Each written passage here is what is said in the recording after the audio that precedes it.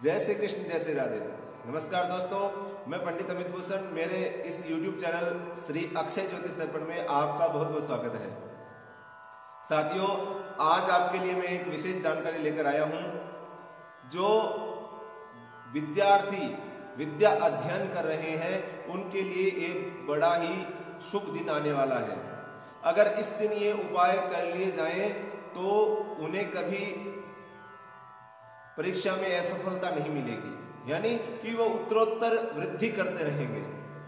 यही बात मैं आपको इस वीडियो में बताने वाला हूं। अपने बच्चों के लिए देखें, जो विद्या अध्ययन कर रहे हैं, जो कुछ एग्जाम्स दे रहे हैं, कोई इंटरव्यू दे रहे हैं, तो वो लोग इस वीडियो को अंत तक जरूर देखें, क्योंकि मैं ऐसे उपाय बताने वाला हूं जो इस दिन स्वयं सिद्ध होते हैं। इनको करने से ये तुरंत फलदायी हो जाते हैं। तो वही उपाय मैं आपको बताने वाला हूं, तो आप वीडियो को अंत तक देखें। अगर ये वीडियो आपको पसंद आ जाता है तो इस वीडियो को आप शेयर कर देना और लाइक कर देना। मित्रों, आज हम बात करेंगे बसंत पंचमी के बारे में। आपने सुना होगा कि बसंत पंचमी सरस्वती माता का प्रादुर्भाव का दिन है, यानी उस दिन सरस्वती माता का अवतार हुआ था, जन्म हुआ था, मान लीजिए कुछ भी मान लीजिए, लेकिन उस दिन से ही सरस्वती माता का पूजन प्रारंभ हुआ था सृष्टि के अंदर। बसंत पंचमी का दिन सरस्वती पूजा का विशेष दिन माना जाता है, ये सब लोग जानते हैं आप। और माँ सरस्वती ही बुद्धि विद्या की देवी मानी जाती है, साथ में ही संगीत की देवी है। मान्यता है कि जिस छात्र पर मां सरस्वती की कृपा हो उसकी बुद्धि बाकी छात्रों से अलग और बहुत ही प्रखर हो जाती है। वो विद्यार्थी सबसे अलग दिखाई देता है। ऐसे छात्र को कोई भी विद्या आसानी से प्राप्त हो जाती है। और खास तौर पर वसंत पंचमी के दिन यदि कोई छात्र मां सरस्वती की आराधना करे और उसके मंत्र का जप करे या कोई अन्य उपाय करे तो मां सरस्वती की उसके ऊपर विशेष कृपा रहती है।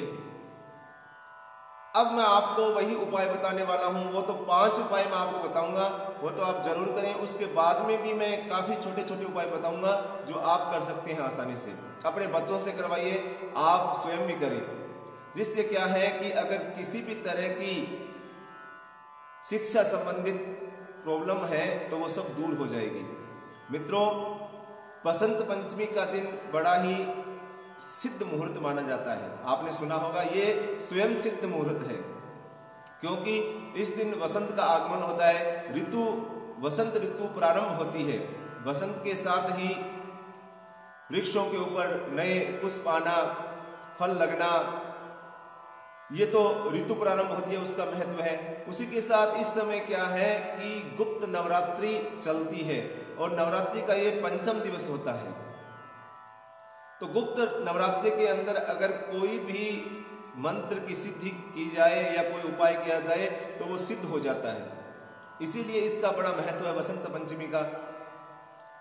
उसके बाद में ये देवताओं का दिन, सूर्य उत्तरायण में रहता है इस समय, तो हर चीज अपने को इस दिन मिलने वाली है। तो आप श्रद्धा विश्वास के साथ ये उपाय करेंगे तो मैं गारंटी के साथ कहता हूं कि उसका फायदा आपको जरूर मिलेगा। मित्रों, आपने सुना ही होगा कि बसंत पंचमी के दिन मां सरस्वती की पूजा करनी चाहिए। पीले पुष्प के द्वारा मां सरस्वती की पूजा करें। पीले वस्त्र धारण करें उस दिन, न कि काले कलर के, हरे कलर के, ये वस्त्र धारण न करें। बसंत पंचमी के दिन पीले वस्त्र धारण करें। पीले वस्त्रों का बड़ा महत्व है उस दिन। पीले पुष्प के द्वारा मां सरस्वती की आराधना करें। अब मैं आपको उपाय बताता हूं। ये उपाय बताऊं उससे पहले अगर आप मेरे इस चैनल पे नए हैं तो आप मेरे इस चैनल को सब्सक्राइब कर दीजिए। आगे भी मैं ऐसे ही आपको नई नई जानकारियां देता रहूंगा। तो प्रथम उपाय है मित्रों, पहला उपाय आप कर सकते हैं कि वैसे तो कई छात्र अपनी पुस्तक के अंदर मोर पंख रखते हैं, लेकिन कहा जाता है कि बसंत पंचमी के दिन मोर पंख रखना चाहिए अपनी बुक्स के अंदर। मान्यता है कि ये मोर पंख रखने से बच्चे का मन पढ़ाई में लगने लग जाता है अपने आप। तो अपनी पुस्तक के अंदर या नोटबुक के अंदर एक मोर पंख जरूर रखें। दूसरा उपाय आप करें कि बच्चों की बुद्धि तेज करने के लिए बसंत पंचमी के दिन से प्रारंभ करना है। औषधि आती है ब्राह्मी और शंख पुष्पी या मेधावटी का देना आरंभ कर दें इस दिन से। ये देने से क्या है कि बच्चे की जो याददाश्त है वो तेज होने लग जाएगी। जो भी वो याद करेगा वो तुरंत उसके दिमाग में छप जाएगा। ये दूसरा उपाय है। तीसरा उपाय आप कर सकते हैं कि जिन बच्चों में हकलाने की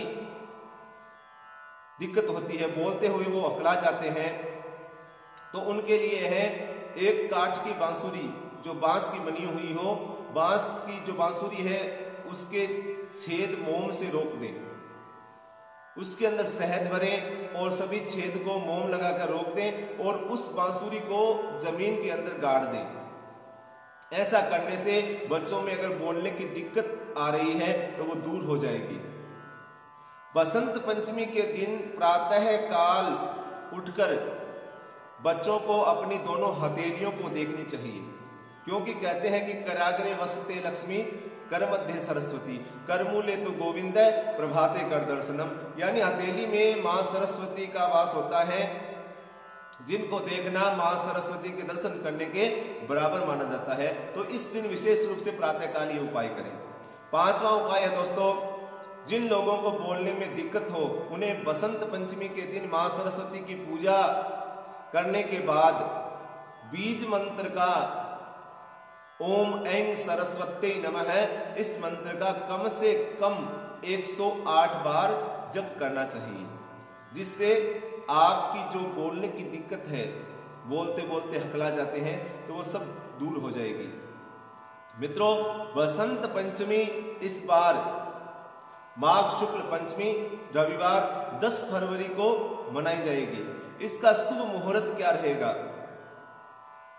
बसंत पंचमी के दिन 10 फरवरी को प्रातः 8:34 से 12:41 तक का जो समय है वो विशेष ही महत्वपूर्ण है।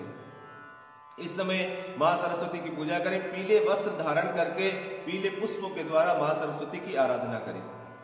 अब छोटे छोटे उपाय बता रहा हूं, वो आप कर सकते हैं। सरस्वती की विशेष कृपा पाने के लिए इस मंत्र का 108 बार जप करें। ओम ऐं ह्रीं क्लीं सरस्वती नमः। इस मंत्र का आप जप कर सकते हैं, जिससे विद्या प्राप्ति या परीक्षा में कोई दिक्कतें आ रही हैं तो वो सब दूर हो जाएगी। अगर बच्चा 6 महीने तक का है तो इस दिन अन्नप्राशन का मुहूर्त होता है, विद्यारंभ का मुहूर्त होता है, गृह प्रवेश, भूमि पूजन आदि के स्वयं सिद्ध मुहूर्त होते हैं। तो इस दिन बच्चे की जीभ के ऊपर शहद लेना है और चांदी की या अनार की कलम से बच्चे की जीभ के ऊपर ऐंग लिखना है। ये लिखने से बच्चे के अंदर, जीभ के अंदर, क्योंकि मां सरस्वती का वास जिह्वा के ऊपर होता है, कहते हैं ना कि बोलने से काम बनते हैं, बोलने से काम बिगड़ जाते हैं, तो जिह्वा के ऊपर लिखने से बोलने की शक्ति प्राप्त होती है। तो ऐंग लिखें, पीले पुष्प चढ़ाएं, इसी के साथ इस दिन पीले चावल बनाकर सरस्वती को भोग लगाएं और उस प्रसाद को वितरण करें और स्वयं भी ग्रहण करें। बच्चे को अन्नप्राशन प्रारंभ कर सकते हैं इस दिन। अगर आपने अभी तक 6 महीने का बच्चा है और उसको अन्न देना प्रारंभ नहीं किया है तो इस दिन किसी काठ के पट्टे पे लाल वस्त्र लगाकर बच्चे को बिठाएं और उस दिन उसको भोजन कराएं, अन्न का भोजन कराएं। इसी दिन से अन्नप्राशन प्रारंभ होता है। तो ये अन्नप्राशन का मुहूर्त भी बहुत अच्छा है। विद्यारंभ, यानी बच्चे को अभी तक आपने स्कूल में नहीं डाला है तो इस दिन सुबह जो मैंने मुहूर्त बताया है उसके अंदर बच्चे को स्वच्छ कपड़े पहनाकर, नहला धुलाकर और बच्चे को बिठाकर स्लेट पे या किसी नोटबुक के अंदर उसके हाथ से ओम लिखवाएं या राम लिखवाएं, ऐसे उसका विद्यारंभ प्रारंभ करें। इसके बाद में आप छोटा सा उपाय ये भी कर सकते हैं, इस दिन पुस्तक या किसी पुराण या शास्त्र का दान करना विशेष महत्वपूर्ण बताया गया है। कई कई लोग इस दिन पंचांग का भी दान करते हैं ब्राह्मणों को, तो ये पुस्तक का दान कर सकते हैं आप विशेष रूप से। इस दिन पुस्तक और लेखनी की पूजा भी करनी चाहिए। कहा जाता है कि इस दिन अगर पुस्तक और लेखनी की पूजा की जाती है तो सरस्वती मां वहीं पे विराजमान रहती है। हल्दी चढ़ाए मां सरस्वती को और उस हल्दी से अपनी नोटबुक या पुस्तक के अंदर ऐंग लिखें। इससे पढ़ने की जो शक्ति है वो तीव्र हो जाएगी, याददाश्त आपकी बढ़ जाएगी। उसके बाद में आपको एक उपाय बता रहा हूं। मां सरस्वती के 12 नाम हैं। अगर आप संस्कृत में नहीं बोल सकते तो उन नामों को एक एक करके आप बोल सकते हैं। मैं आपको बताता हूं। पहला नाम है भारती, दूसरा सरस्वती, तीसरा शारदा, 4 नंबर पे हंसवाहिनी, 5वें पे जगती, छठा नाम है वागीश्वरी, सप्तम नाम है कुमुदी, अष्टम नाम है ब्रह्मचारिणी, नवम है बुद्धिदात्री, दसम है वरदायिनी, एकादश है चंद्रकांति और 12 जो नाम है 12वां नाम वो है भुवनेश्वरी। ये 12 नाम है मां सरस्वती के। इसका 11 बार, ये जो नाम है इन नामों का 11 बार आप जप करें। इससे पढ़ाई से संबंधित जो भी दिक्कतें हैं वो सब दूर हो जाएगी। दूसरा छोटा सा मंत्र है, वो मंत्र भी आप जप कर सकते हैं। उस मंत्र का वो मंत्र है सरस्वती महाभागे विद्ये कमल लोचने विद्या रूपा विशालाक्षी विद्याम देवी नमोस्तुते। इस मंत्र का भी जप कर सकते हैं। ये बड़ा ही सिद्ध मंत्र है। इसके बाद में एक बड़ा ही सिद्ध मंत्र है, उसका भी आप जप कर सकते हैं। ओम ऐं ह्रीं श्रीं वाग्वादिनी सरस्वती देवी मम जिह्वायाम सर्व विद्या देहि दापय दापय स्वाहा। इस मंत्र का भी आप 108 बार जप कर सकते हैं।